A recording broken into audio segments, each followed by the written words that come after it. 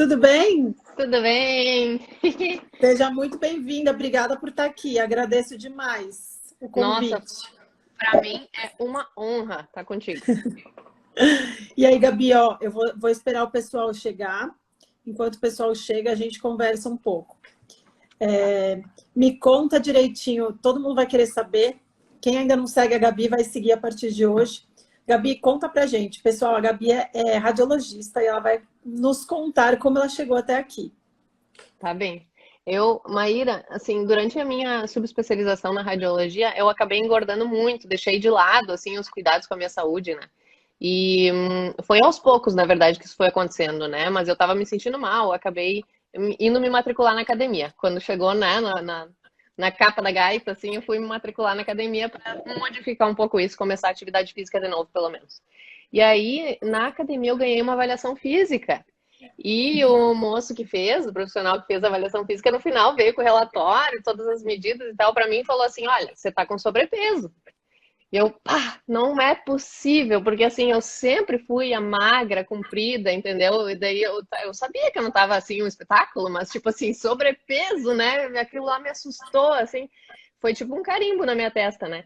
E aí, bah, fiquei preocupada. Na hora até não aceitei muito bem. Falei assim, não é possível, da onde, qual é a tua referência? Se eu tô com sobrepeso, não é possível, tá todo mundo obeso, não sei o quê. Neguei no início, né? Mas tive que engolir, porque ele tinha razão, ele tinha toda a razão, ele estava certo. E aí os meus colegas de trabalho me sugeriram acompanhar o Souto. E eu não conhecia o Ah, que Souto. legal! Você foi super bem orientada. Super bem orientada mesmo. Porque a gente trabalha no mesmo hospital que o Souto e eles conheciam esse lado do Souto para a questão alimentar, né? E aí eu, não dei muita credibilidade assim, mas já que veio dos meus colegas, eu vou atrás, vou assistir, vamos dar uma chance. Meu Deus, né? Foi necessário uma entrevista do Souto que eu vi no YouTube para perceber que aquilo encaixava em mim como uma luva, assim, porque eu não tinha uma alimentação ruim, cheia de industrializados, ultraprocessados. A minha alimentação era tipo pirâmide alimentar tradicional. Era Sim, baseada em grãos, né? Era muito feijão com arroz, muito leite e muita banana. Isso era a base da minha alimentação. Eu adorava tudo isso. E eu, apesar de eu gostar muito de proteínas de origem animal, eu não entendia a importância de dar prioridade para esses alimentos. Então, a minha alimentação era hipoproteica. E eu morria de fome o tempo inteiro. Então, ao longo dos anos, se entupindo de grãos desse jeito. E, claro, teve a questão da inatividade física para piorar durante esse período de subespecialização. Engordei muito. E aí, consertei rapidamente isso, em questão de meses, quando eu consertei minha alimentação. E acabei estudando a fundo a resistência insulínica, me apaixonando por isso, porque os meus pais tinham diabetes, pré-diabetes, né? Então acabou virando uma obsessão, assim, estudar esse assunto, até que eu consegui reverter isso com eles, consegui colocar na cabeça deles, né? Quando eles viram, porque assim, o argumento convence, mas o exemplo arrasta, né? com certeza, com Exatamente. certeza. Quando eles foram vendo as mudanças rápidas que foram acontecendo comigo e o quanto eu estava satisfeita e feliz e comia bem e não passava fome e conseguia emagrecer, eles começaram a imitar, né? Aos poucos eu fui convencendo eles pelo exemplo, especialmente, e aí a gente conseguiu reverter os problemas de saúde deles. E meu pai, que gastava aí em torno de R$ 500 na farmácia todo mês, abandonou todas essas medicações aos poucos, né? À medida que ele foi conquistando, né, essa reversão. E hoje eu sou apaixonada por esse tema. Vou interromper porque eu gosto todas as minhas entrevistas com o médico.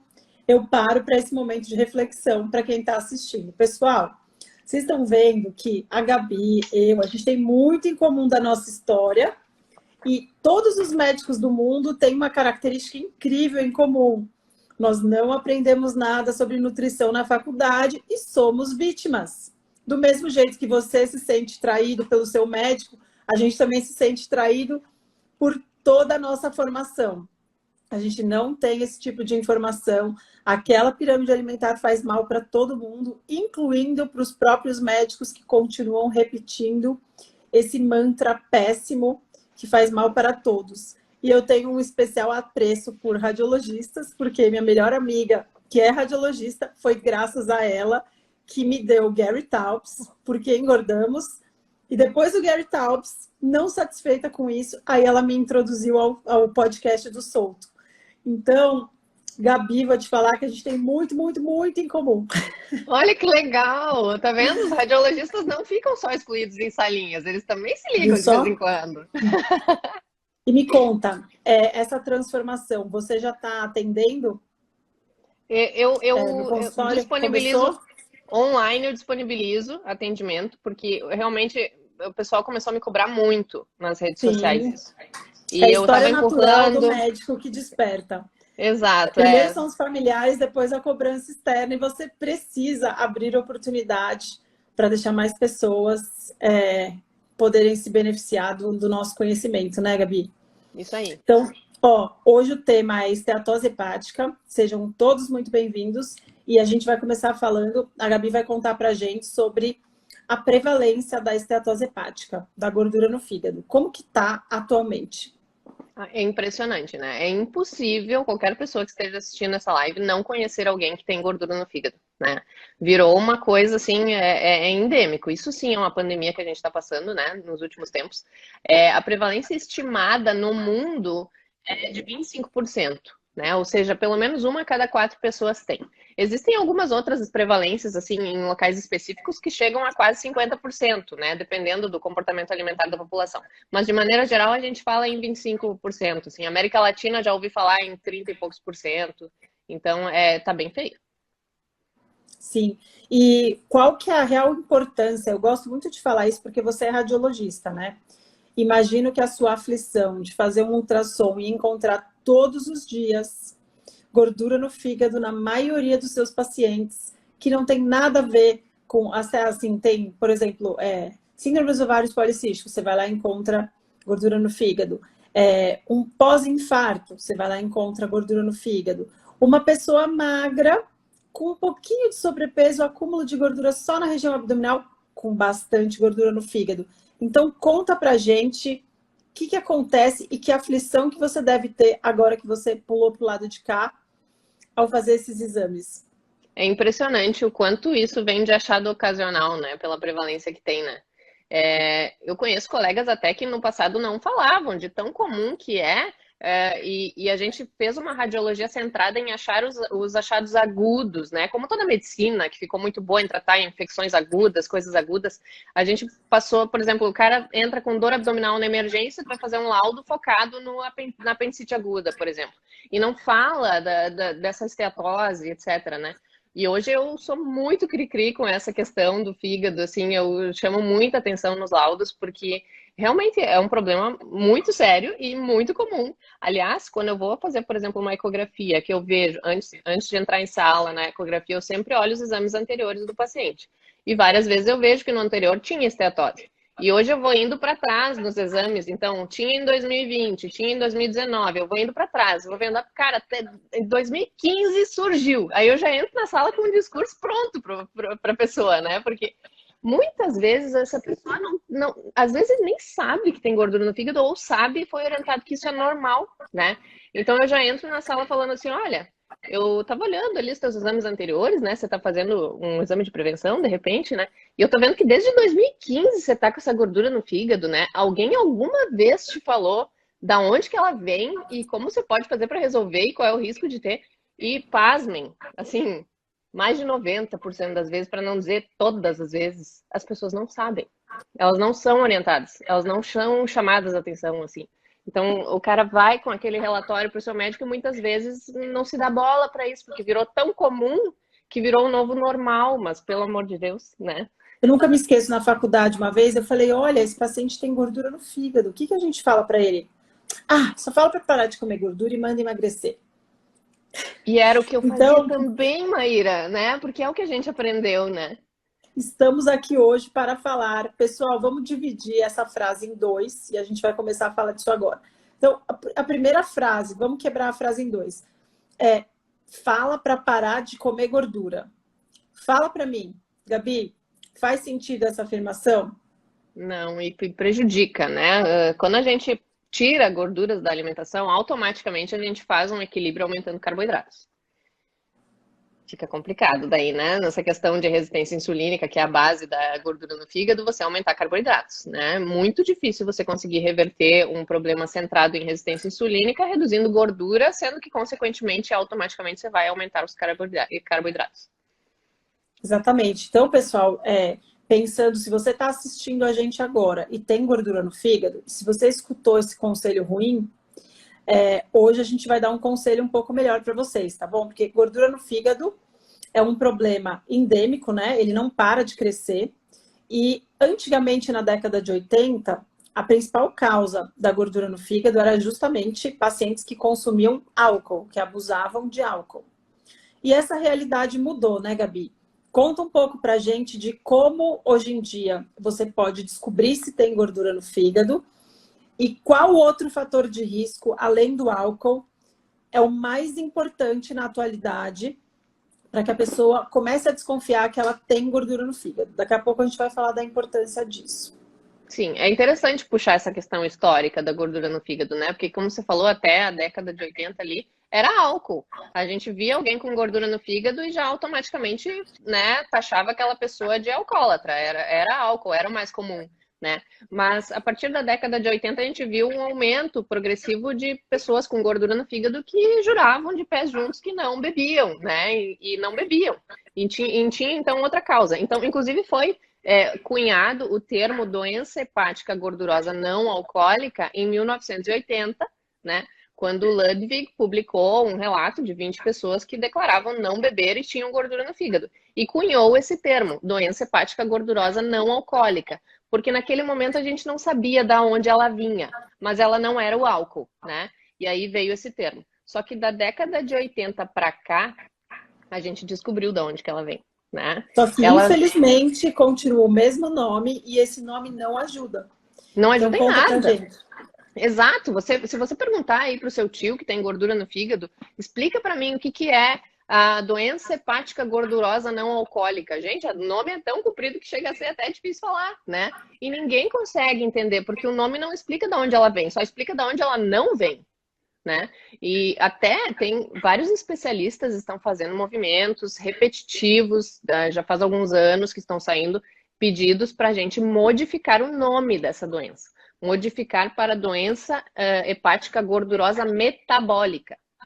Tirar esse nome de não alcoólica e colocar metabólica, porque daí vai dizer de onde ela vem, porque ela é um distúrbio metabólico.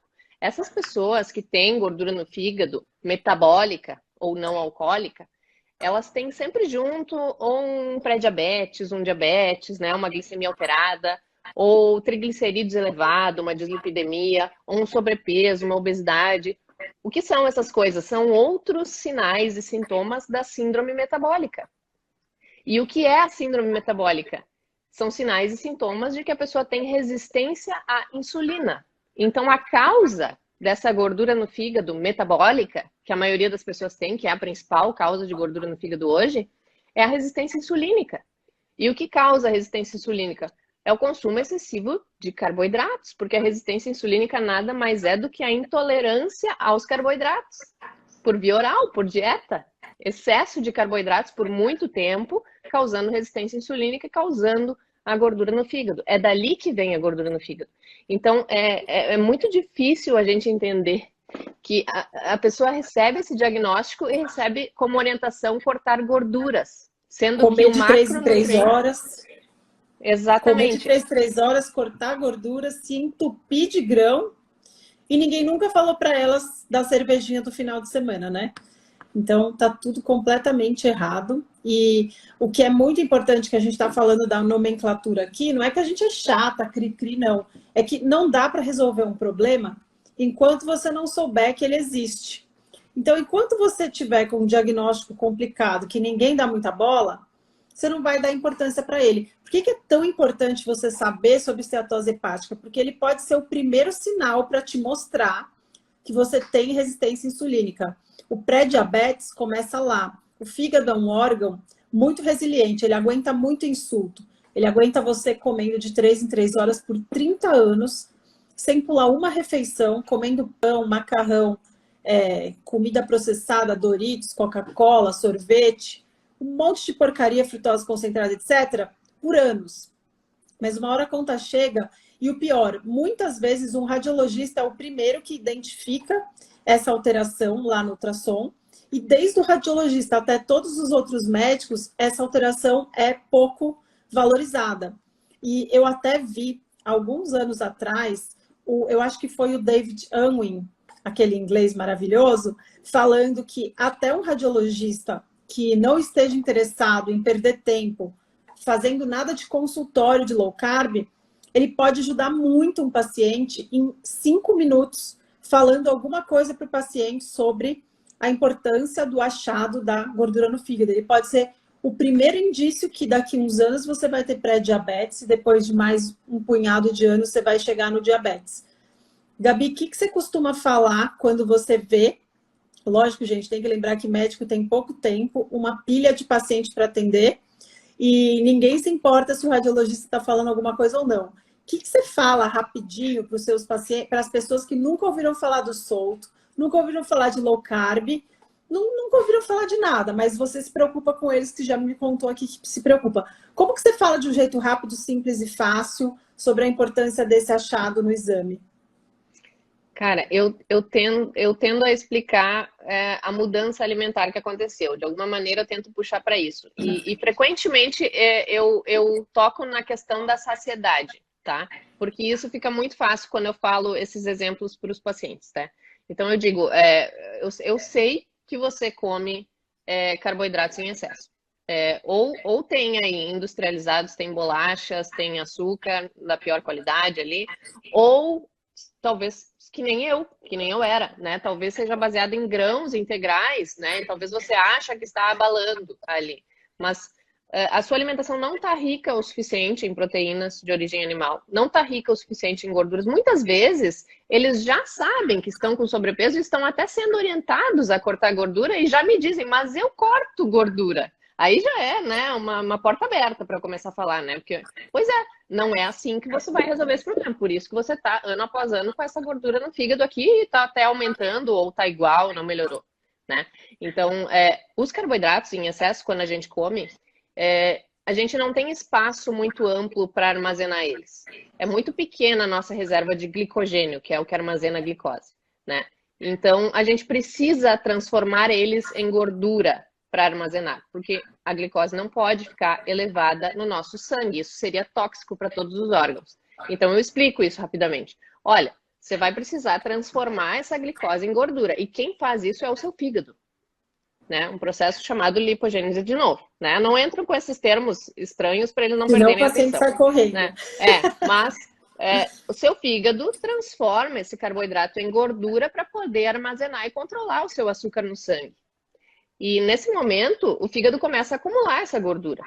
E você, cedo demais, sente fome quando tem essa alimentação baseada em grãos, com pouca proteína, com pouca gordura. E eles falam, sim, realmente eu tenho fome. Mas basta você pensar, se você come um pratão de massa, passa 3, 4 horas, você já está com fome de novo. Agora, pensa quando você vai numa churrascaria. Aqui, em Porto Alegre, Rio Grande do Sul, não tem quem não foi alguma vez na vida, pelo menos, uma churrascaria, se empanturrou de churrasco. As pessoas sabem que elas ficam saciadas quando elas comem mais carnes e mais gorduras naturais. Elas sabem disso. Basta você falar com elas, elas lembram disso. Uhum. E daí eu falo assim, olha, vamos tentar, de alguma maneira, na tua alimentação, fazer essa troca, né? Tenta pensar por esse lado que eu tô te falando e reduzir os teus carboidratos e aumentar as tuas proteínas e gorduras. Tu vai ver que tu vai ficar mais saciado, essa tua fome vai reduzir. E faz de novo esse teste daqui a 6 meses ou daqui a 1 ano e vê como é que evolui a tua esteatose. Porque até agora, da maneira como você tá fazendo, você tá vendo que não tá tendo resultado, né? Você tá sempre com essa fome, etc. Eu tento puxar para esse lado. E eles ficam muito interessados. Porque seguido, assim, ó, olha, 99,9% fica interessado. Assim, pouquíssimas pessoas que eu percebo que eu falo e não estão prestando atenção, entendeu? A maioria diz assim, nossa, nunca ninguém tinha me explicado por esse ponto de vista, entendeu? Eles ficam realmente maravilhados, assim, com as explicações. E faz sentido. E realmente faz sentido, né, Maíra? Com certeza. Faz sentido depois que a gente acorda, né? Eu estava atendendo uma paciente hoje aqui que falou, nossa, depois da jornada, eu fiz uma jornada um tempinho atrás, eu vou fazer em breve, inclusive, pessoal, fiquem ligados que vai ter mais uma jornada do Despertar, e justamente é isso.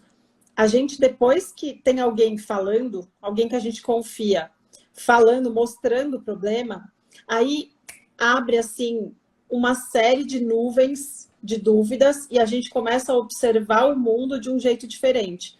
Então, assim, normalmente você vai falar, nossa, como é que comer pão vai me dar fome?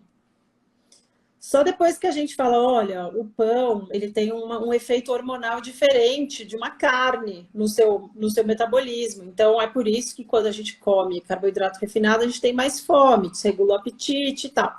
Então, esse despertar é muito importante para a gente começar a mudar um padrão que acha que está certo, correto, né?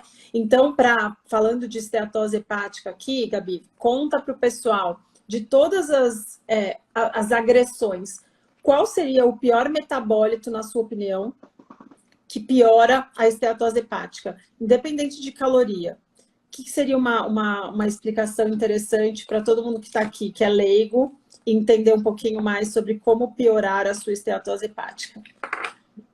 Inclusive, a gente tem estudos causando esteatose hepática nas pessoas que são bem interessantes, né? Nesse ponto. A gente já falou, nós temos 3 macronutrientes: proteína, gordura e carboidrato, né? Tudo que a gente come é composto desses 3 macronutrientes, ou pelo menos um deles, né? E determinadas proporções. A gente já disse que proteína e gordura não costuma causar a gordura no fígado, e sim os carboidratos. Dentro dos carboidratos, os carboidratos são açúcares, tá? Tem as fibras também, que não impactam glicemia, que a gente nem absorve, não vou nem contar elas, que também são carboidratos, ok? Mas a gente nem conta elas. Mas os carboidratos são açúcares, e os açúcares são glicose, frutose e galactose, que é o do leite, tá? A glicose é a que mais eleva o açúcar no sangue, sim, alimenta a questão da resistência insulínica. Porém, o açúcar chamado frutose, que não eleva o açúcar no sangue, que tem baixo índice glicêmico, cuidado com as pessoas que só enxergam o índice glicêmico, que tem vários profissionais Exemplos práticos. Vou interromper porque para o público leigo eu acho importante a gente ir enfiando um monte de exemplo prático. Pessoal, baixo índice glicêmico é o jeito que vendem açúcares mais caros e você gasta o seu dinheiro rico achando que está fazendo uma melhor escolha.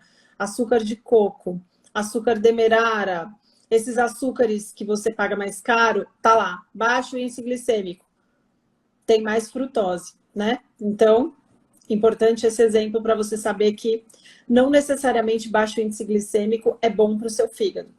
De forma alguma, porque, olha só, o açúcar de mesa, que é a sacarose, ele é composto de 50% glicose e 50% frutose, tá?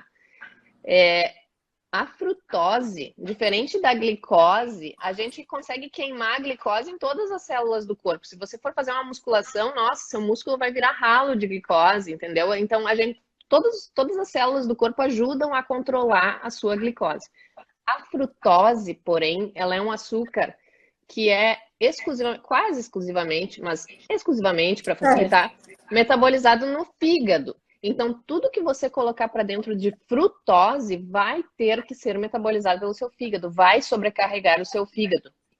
Então, toda a frutose que você principalmente toma, né? Ah, frutose é o quê? É fruta? Comer fruta demais? Não, gente. Açúcar de mesa é 50% glicose e 50% frutose. Todos os industrializados que você come, que vem em pacotinho, tem açúcar. Tem açúcar.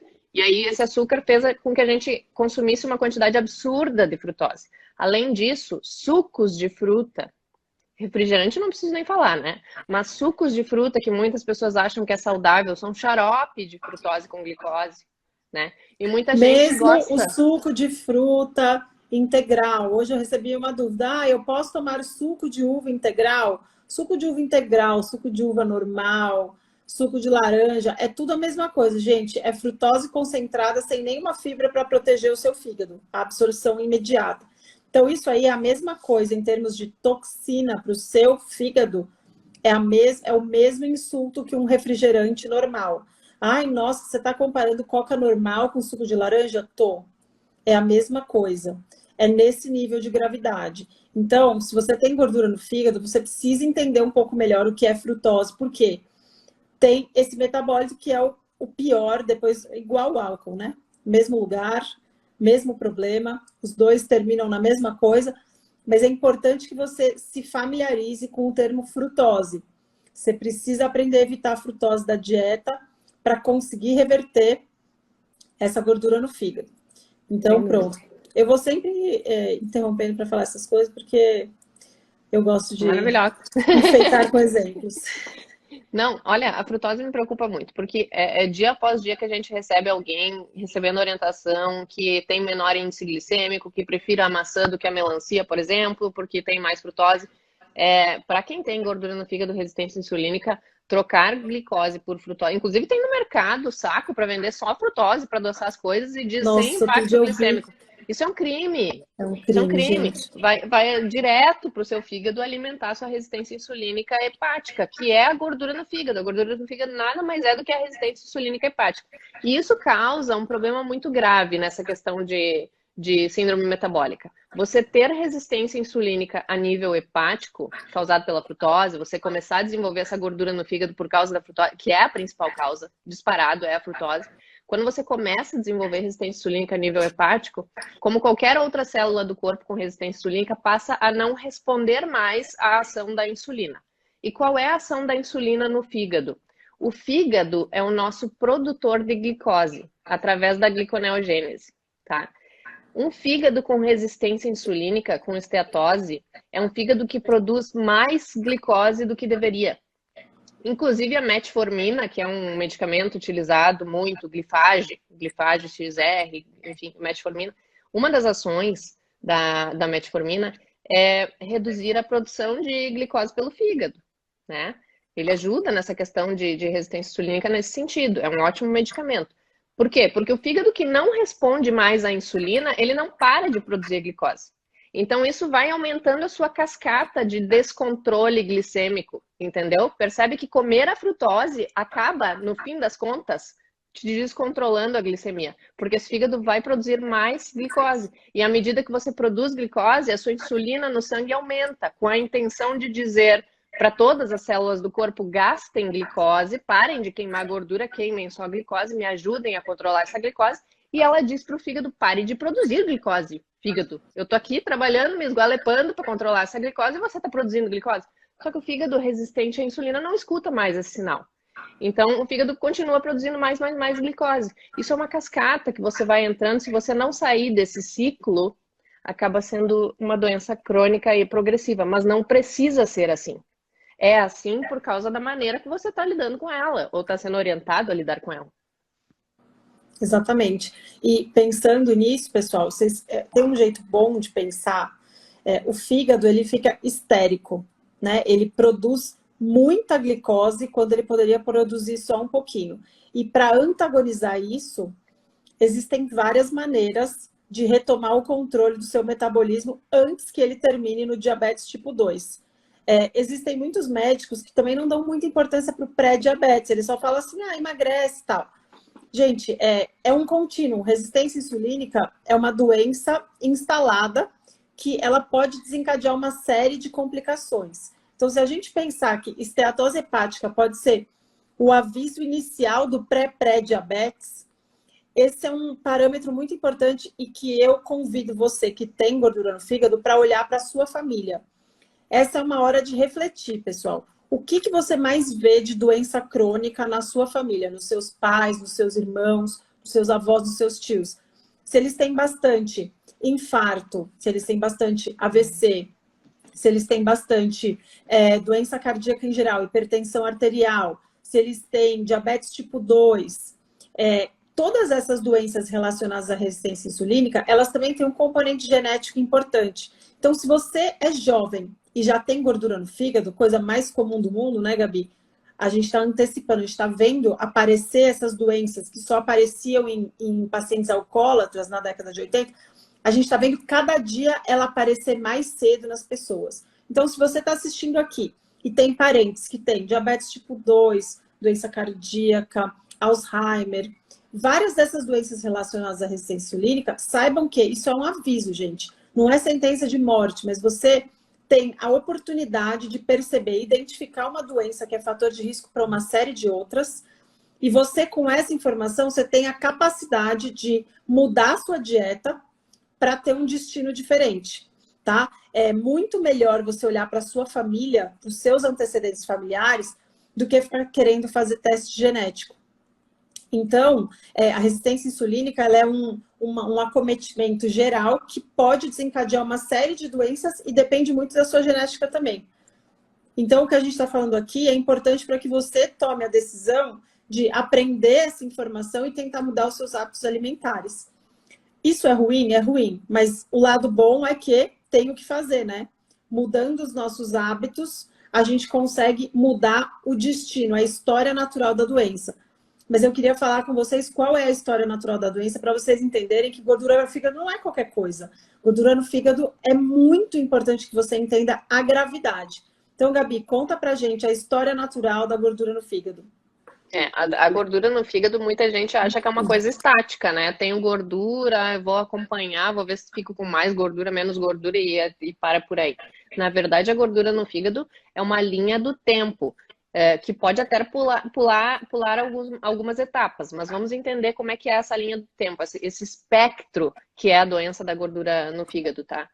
Primeiro você tem um fígado normal. Aí você começa a acumular gordura nesse fígado. Ele já não é normal, ele é gorduroso, tá? Porque é normal a gente ter até 5% de gordura no fígado. Além disso, é o fígado gorduroso que a gente fala, a esteatose, tá? Então já não é normal, já não é um fígado Giovana, que funciona bem. A Gabriela está explicando exatamente isso agora, tá? Como descobre a gordura no fígado. O ultrassom é o primeiro exame que a gente consegue enxergar, né? Daí pode continuar. Então, o primeiro passo é a gordura no fígado, inicial. Isso. Mas antes de entrar nos exames que diagnosticam, que enxergam isso, vamos entender o espectro da doença. Primeiro você tem um fígado normal. Depois você tem um fígado que tem gordura. Depois, esse fígado com gordura, ele tem gordura mais inflamação. Daí ele passa a ser chamado de esteatohepatite, tá? Depois, essa inflamação, o que acontece? O fígado inflama e cicatriza, inflama e cicatriza, inflama e cicatriza. Essas cicatrizes vão gerando um grau cada vez maior de fibrose nesse seu fígado. Então, o fígado começa a ter gordura, inflamação e fibrose. Já é outro estágio. E essa fibrose pode ir evoluindo de estágios até chegar num estágio tão avançado que ela muda de nome para cirrose.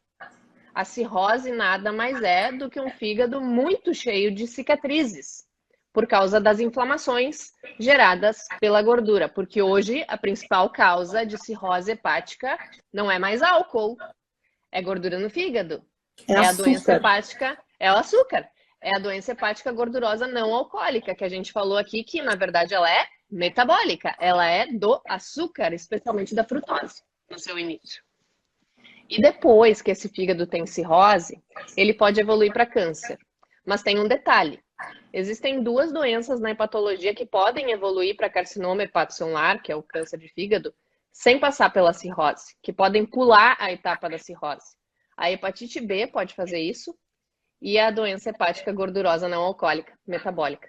Portanto, se uma pessoa tem gordura no fígado, ela tem que entender que ela já está sob risco aumentado para ter cirrose, que ela já está sob risco aumentado para ter câncer de fígado.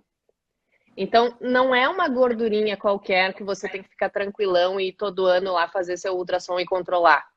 Porque o que você está fazendo quando você está indo lá controlar a sua gordura por ultrassom, na verdade, você está indo pesquisar sinal de já ter evoluído para a cirrose ou pesquisar sinal de já ter um nódulo hepático suspeito para carcinoma.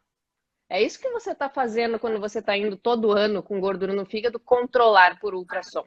Você não está controlando a sua gordura, você está procurando complicação da sua esteatose. Será que as pessoas têm noção disso? Porque isso é muito grave. Elas não têm noção.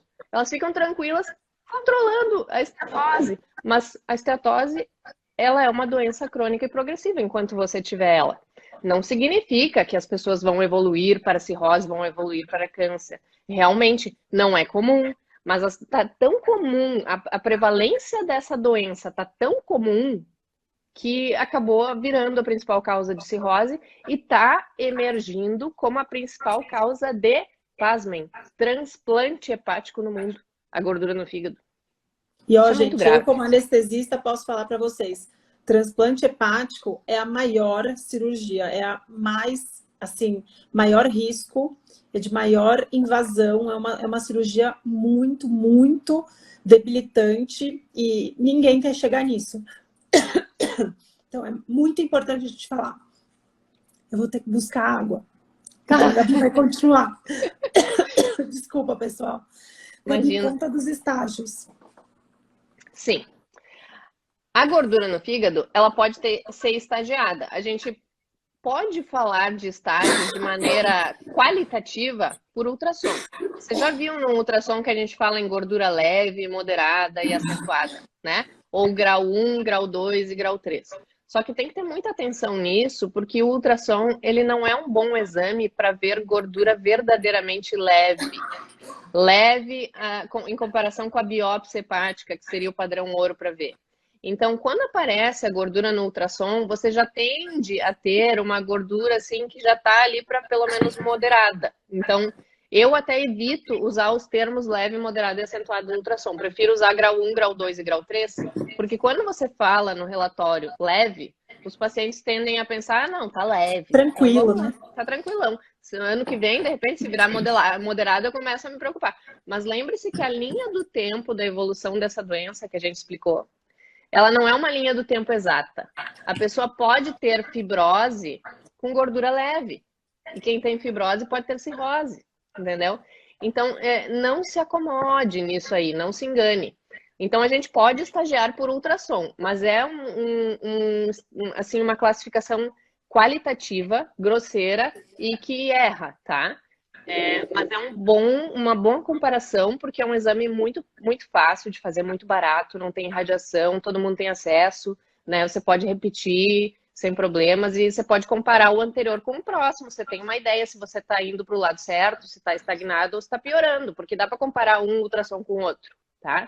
Agora, dá para ver também por tomografia, não é tão bom, mas a gente vê, geralmente é mais assim, não para controlar a esteatose que se faz uma tomografia, mas um achado ocasional. A gente consegue ver, mas não consegue estagiar.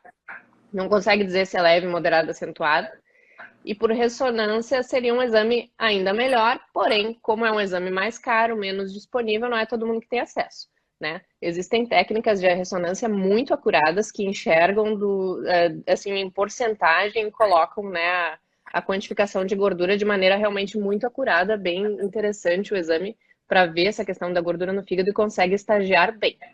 Além desse estagiamento de gordura, dizer se é grau 1, grau 2, grau 3, leve, moderada, acentuada, a gente também procura estagiar a fibrose, né? Então, aqui, lembra, aquele fígado virou inflamado, ficou com gordura, a gente estagia essa gordura aí, diz se é leve, moderada, acentuada, daí ele inflamou, daí ele começa a fibrosar. E os graus de fibrose que vão caminhando até a cirrose. E, de novo, não é assim uma linha do tempo exata, né? Mas a partir, assim, a gente classifica a fibrose em F0, F1, F2, F3, F4, tá? E a gente sabe hoje que mortalidade muda de maneira significativa a partir de fibrose grau F2. Então, pode ser interessante a gente ter o estagiamento dessa fibrose hepática para realmente mostrar para o paciente que a água não só bateu na bunda, essa água está afogando aqui, está no nariz. Tá bem complicada a situação, porque ele está um passo já da cirrose ou, enfim, de mortalidade por outras causas, né? Porque tem uma fibrose mais avançada. Então, às vezes, alguns pacientes precisam desse empurrão para tomar a decisão de mudar o estilo de vida. Porque hoje não existe medicamento para tratar a gordura no fígado, tá? A gente tenta colocar um medicamento aqui, outro ali para ajudar, mas não existe. O que trata a gordura no fígado é, invariavelmente, a mudança do seu estilo de vida. Só que as pessoas têm muita dificuldade. Notícia é ruim, mas a notícia é boa. Eu e a Gabi estamos aqui para, primeiro, assustar vocês, porque precisa, mas agora a gente vai traçar aqui o caminho por onde você pode ir para regredir, reverter esse processo. E, gente, a gente consegue reverter esse processo com alimentação, já que não tem remédio. Isso é bom, pessoal, porque como ainda não tem remédio, já vou avisando vocês que estão gastando muito dinheiro com isso. É a próxima droga que todo mundo quer do momento. A indústria farmacêutica quer descobrir, porque a Gabi já falou no começo, que é uma doença endêmica, população mundial está afetada. mais a gente pode resolver com a alimentação. Então, vamos falar sobre isso. Como é que a gente consegue reverter os graus de esteatose hepática progressivamente até que ela desapareça, porque isso a gente vê no consultório toda semana. Perfeito. Cara, tem estudos comparando dieta de restrição calórica com dieta low carb, e são estudos curtos, não precisa ser muito longo para a gente notar a diferença, né? A dieta low carb com restrição de carboidratos é superior, mesmo que tenha uma ingesta calórica maior, ela consegue resultados melhores na redução do grau de esteatose. Tem estudos em obesos com dieta isocalórica, porque veja bem, todo mundo sabe que tem que emagrecer para resolver a gordura no fígado, e a gente tem até um número mágico de perda de 10% do peso corporal para resolver, a gente tem esse alvo, né? Realmente é maravilhoso, essa é a ideia, né? Mas tem estudo em pessoas obesas com gordura no fígado, estudo curto, 2 semanas, que eles mantiveram uma dieta isocalórica ao que eles faziam antes, tá? Só que fizeram uma dieta de muito baixo carboidrato. O que isso significa? Pegaram esses obesos com gordura no fígado, colocaram numa dieta de muito baixo carboidrato, com muita gordura. Foi intencional fazer isso nesses pacientes para manter a ingesta calórica igual ao que eles tinham antes, para eles não emagrecerem, para isolar esse fator de confusão, para ver o impacto da dieta de baixo carboidrato isoladamente, sem a perda de peso, na reversão da gordura no fígado. E pasmem, eles não perderam peso, forçadamente eles foram entupidos de gordura para analisar exclusivamente a restrição de carboidratos. E em 2 semanas eles tiveram uma redução rápida e dramática dos graus de esteatose, além de outros fatores de risco cardiometabólicos, né? Então, a gente tem dados bons na literatura mostrando a superioridade de uma alimentação baixa em carboidrato para a reversão da gordura no fígado. E são estudos que mostram que essa mudança é rápida. Não é questão assim de daqui 1 ano você vê resposta. 2 semanas você é capaz de ver resposta quando você faz uma dieta de muito baixo carboidrato, né? Você mesmo sem a perda de peso. Porque, ó, a Gabi já falou de low carb, agora, gente, eu tenho que falar, tenho que interromper agora para falar de jejum, né? Gabi, você viu aquele estudo que compara low carb, jejum e orientação tradicional do seu médico? Não vi, me manda, não vi. Vou te mandar. Então, ele compara low carb, compara jejum 5-2 e compara a orientação do médico tradicional da pirâmide alimentar, falando para reduzir calorias e treinar mais para emagrecer daquele jeito, eat less, move more, né? Mexa-se mais e coma menos. Cico. Então, eles compararam os 3 e os resultados são todos muito favoráveis. A dieta convencional diminuiu só um pouquinho a esteatose hepática. A gordura no fígado com a cetogênica diminuiu mais. E os graus de fibrose em relação cetogênica versus jejum, o grau de fibrose diminuiu mais com o jejum. Olha. Então, esse estudo é muito legal, porque ele mostra que a gente tem alternativas. O protocolo de jejum usado nesse estudo foi o de 5-2. O que significa isso? 2 jejuns de 24 horas na semana.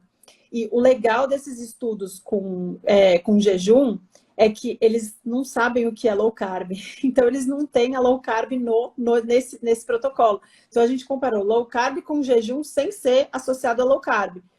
E o que eu vejo no consultório... Então, é isso que eu ia falar, porque o que eu tenho de experiência no consultório é que os pacientes que se dão bem com jejum já fazendo low carb, eles revertem, em 6 meses, reverte esteatose grau 3. Sim. Então, a gente vê isso o tempo todo, pessoal. Então, assim, é um negócio que é muito melhor que... Aliás, não tem medicamento nesse caso, então é bom que não tem nem como arranjar desculpa.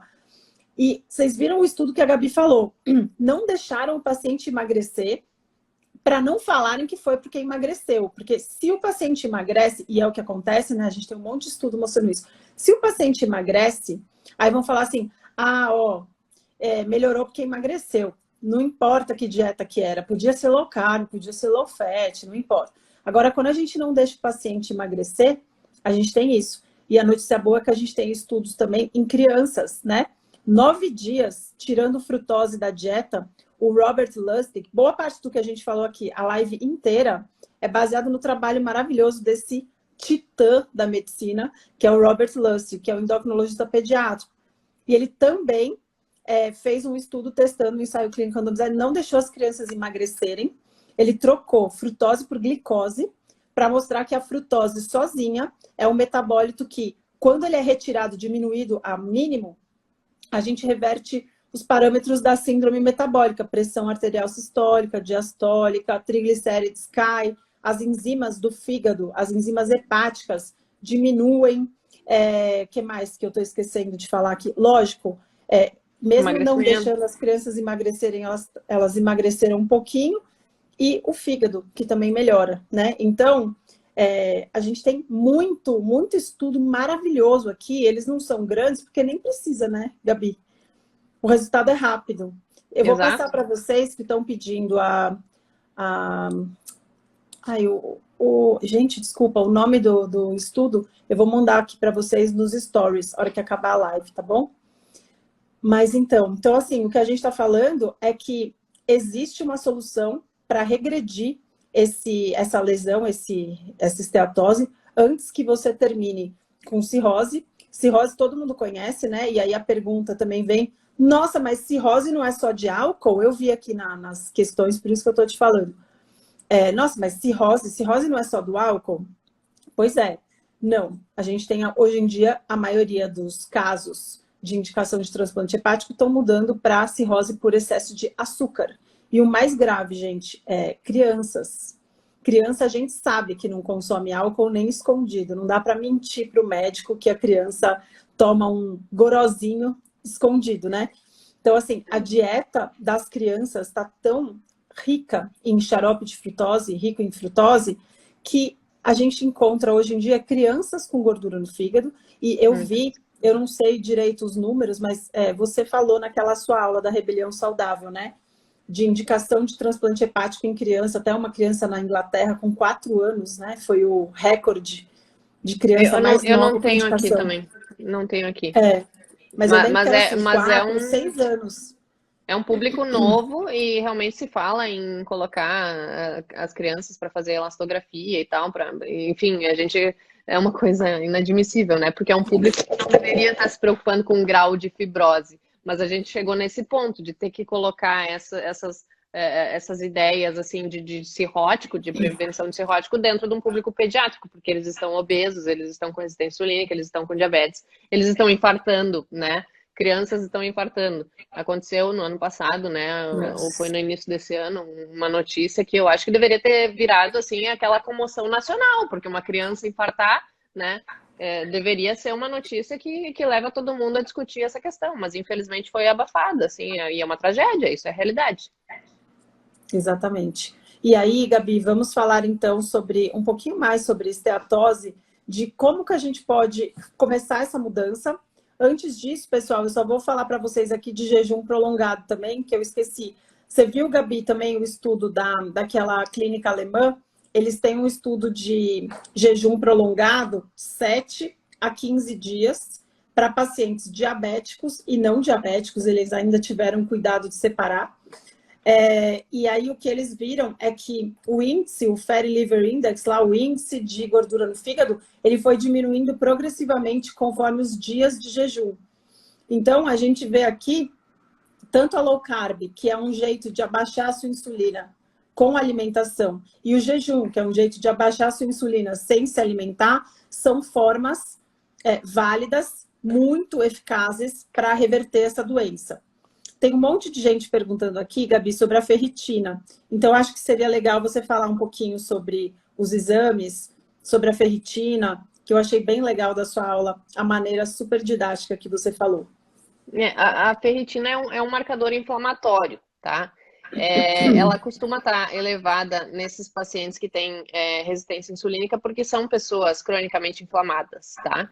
E um ponto que a Maíra está se referindo que a gente tem que levar sempre em consideração é que boa parte dos pacientes que têm sobrecarga de gordura no fígado, para falar a verdade, assim, 20, 30% desses pacientes, um terço quase, tem também sobrecarga de ferro nesse fígado.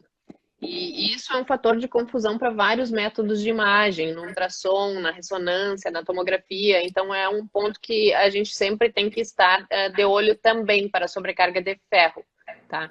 Que costuma estar presente nos fígados dessas pessoas com resistência insulínica. Mas a questão é inflamatória, tá? Porque muita gente confunde, eu tenho a ferritina elevada, então eu não posso comer carne, porque tem muito ferro. Então, realmente, a carne é um alimento mais rico em ferro. Se você for comer fígado de boi, por exemplo, é um alimento mais rico em ferro. Quem tem que cuidar com a ingestão desses alimentos muito ricos em ferro é quem tem hemocromatose, que é uma doença genética de acúmulo de ferro, né, que não consegue se livrar do ferro. Agora, essas pessoas que estão com sobrepeso, com obesidade, com pré-diabetes, com gordura no fígado, elas estão com elevação dessa ferritina, não é porque elas estão comendo muita carne, muito fígado de boi. Elas estão com elevação dessa ferritina porque elas estão inflamadas, porque é um marcador inflamatório. E para reduzir essa inflamação, é muito interessante que elas aumentem o consumo de carne, inclusive. E o que a gente vê na prática é que com o aumento do consumo desses alimentos, elas acabam reduzindo a ferritina, sim, porque elas desinflamam, porque elas acabam emagrecendo. Então, tem várias coisas nessa live aqui que são contraintuitivas, assim, e você precisa realmente estar sob orientação de um profissional que já abriu os olhos para certas coisas para não acabar indo exatamente na direção oposta, né? E se complicar mais. Parece até um pouco piada, né, Gabi? Porque a gente fala, poxa, gordura no fígado é causada por açúcar, não é por gordura? Então, quando a gente começa a falar sobre isso, a gente vai esbarrando que nem aqueles carrinhos bate-bate de parque de diversão, né? Já começa pelo nome. Gordura no fígado não se dá por comer gordura na dieta, não, pessoal. Gordura no fígado se dá por abuso de carboidrato refinado, de açúcar, especificamente frutose. E gordura no fígado se dá também por álcool. A gente tem desde a década de 80 para cá, por que será que explodiu? Porque a gente nunca teve frutose concentrada nos alimentos no passado. A comida processada é um experimento que deu errado e é recente. Então, a gente está colhendo os frutos dessa mudança horrorosa alimentar. É um teste populacional muito maldoso.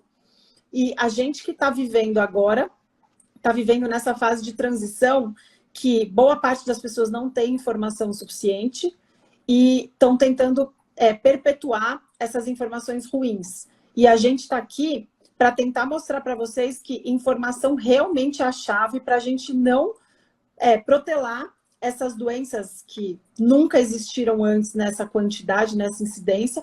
Como que a gente faz para parar esse processo e se tornar parte da solução, né? Eu e a Gabi, eu sou anestesista, a Gabi é radiologista, e a gente resolveu fazer parte da solução. O que é a solução no caso? É mostrar para as pessoas que gordura no fígado não é tranquilo, gordura no fígado é mais uma doença relacionada à nossa alimentação moderna, que gordura no fígado pode ocasionar uma série de doenças graves, cirrose, carcinoma hepatocelular, e que você pode mudar o destino da sua doença se você aprender informações novas, porque a pirâmide alimentar é um conselho muito ruim que a gente recebeu e os estragos a gente vê todos os dias.